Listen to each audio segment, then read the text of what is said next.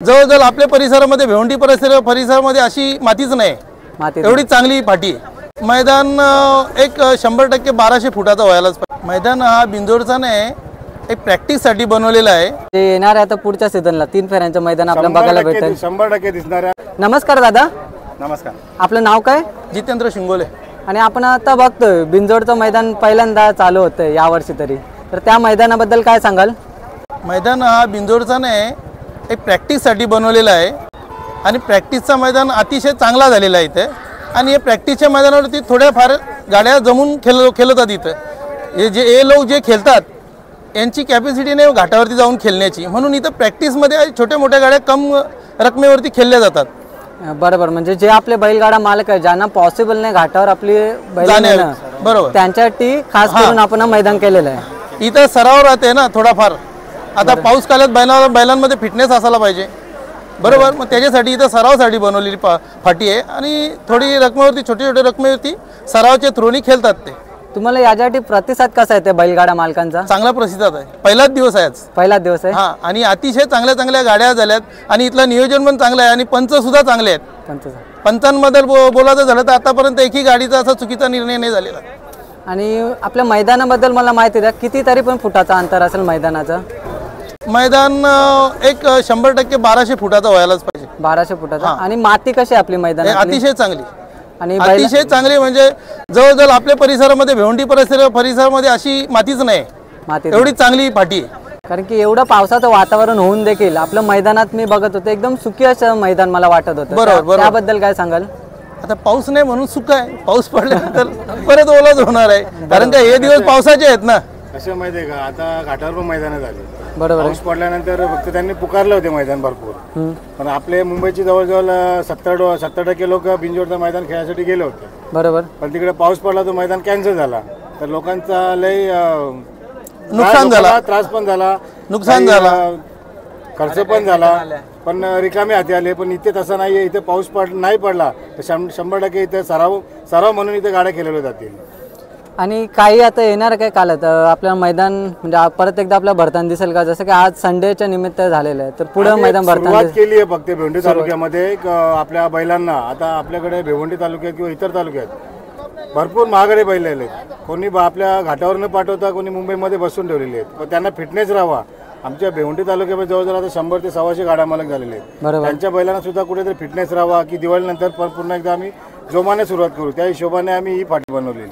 आणि सर्व गाडा मालकांना आता काय तुम्ही आवर्जून सांगाल? आवर्जून एकच आहे, सर्वांनी या, सर्वांनी इथे सराव करा, कोणी भांडणदंडा करू नका, शर्यती करायची असेल तर प्रेमाने करा, बरे थोड्या रकमेवर करा। या वाघाला सिंहाला असं न करता प्रेमाने शर्यत करा, जिंकलो तरी मजा करा, हरलो तरी मजा करा। एक सराव म्हणून इथे बिंदासपणे कोणी येऊ शकता, कोणाला इथे बंधन नाही। इतर तालुक्यातील बोला, कुठल्याही तालुक्यातील, नाशिकपासून आतापर्यंत इथे नाशिकचा पण एक गाडा आलेला आहे, त्याला वाटलं का मैदान आहे, पण तो आलेला आहे, तर आताच मला भेटला। आमची ओळखीचे आहेत ते आम्हाला भेटले, आम्हाला मैदान आहे का, पण सरावासाठी आम्ही केलेले त्या भिवंडीमध्ये, तर ते पण केले की पुढच्या वेळेस ते नक्की येणार आहेत ना। सायराज दादा, तुम्हाला मला एक प्रश्न आवर्जून विचारायला आवडेल की तुम्ही पहिल्यांदा अशी हिंमत करून आपला 3 फेऱ्यांचं मैदान केला आणि तो चांगल्या रीतीने पहिल्यांदा मैदान पार देखील पडला, पण दुसऱ्यांदा जो मैदान आपण ठेवलेला पावसाने साथ नाही दिली त्यामुळे तो कॅन्सल झाला, त्याबद्दल काय सांगाल? पावसाचे आपण त्याला काही छत्री लावून थांबू शकत नाही, बरोबर आहे। तर आम्ही प्रयत्न करतो, पुढच्या वर्षी करू आणि सतत करत राहू, जोपर्यंत आपल्याकडे आमच्या गाववाल्यांचा सपोर्ट आहे, आपल्या भिवंडी तालुक्याचा सपोर्ट आहे। तर मी आता पहिल्या मैदानाला तरी बोललो, सांगितलं नाही कोणाला की त्यांचा उच्चारही केला नाही।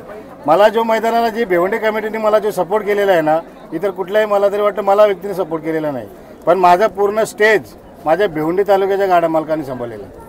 बरोबर। आणि म्हणजे येणार आहे आता पुढच्या सीझनला 3 फेऱ्यांचं मैदान आपल्याला बघायला भेटेल, 100% दिसणार आहे आणि भिवंडी तालुक्यात दिसणार आहे। आणि दादा, मला या आपल्या भिवंडीचं बिंजोडचं म्हणजे या मैदानाबद्दल मला सांगा की इथे येण्याचा ॲड्रेस काय, जर कोणाला यायचं असेल कोणत्या गाड्या मालकाला? शहापूर मार्गे जर तुम्ही आले, पडगा शहापूर, तर तुम्हाला संग्रहाच्या अपोजिटलाच रोड आहे, आणि भिवंडी मार्गे आला तरी तुम्हाला संग्रहाच्या अपोजिट एकच शालीमार हॉटेल आहे, त्याच्या समोरून त्याच्या मागे याच्या शानी स्पेशली म्हटलं तर संग्रहाच्या समोरच रस्ता, तलावाच्या साईडला ना।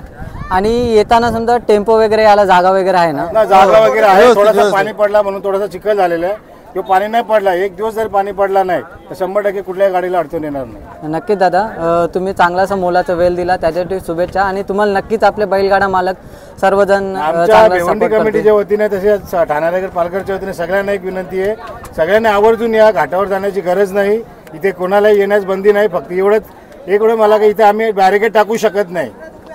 बरोबर. पब्लिकने एक आम्हाला सपोर्ट करायचा आहे की स्वतः आपण पाठीच्या मध्ये न जाता आपण जे तास पाडले तासामध्ये उभं राहून शर्तींचा आनंद घ्यायचा.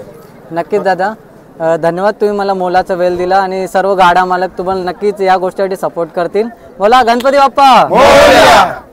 तर मित्रांनो, तुम्हाला इथे यायला काही ॲड्रेस वगैरे समजला नाही तर मी तुम्हाला डिस्क्रिप्शनमध्ये लिंक दिलेली आहे इथल्या लोकेशनची.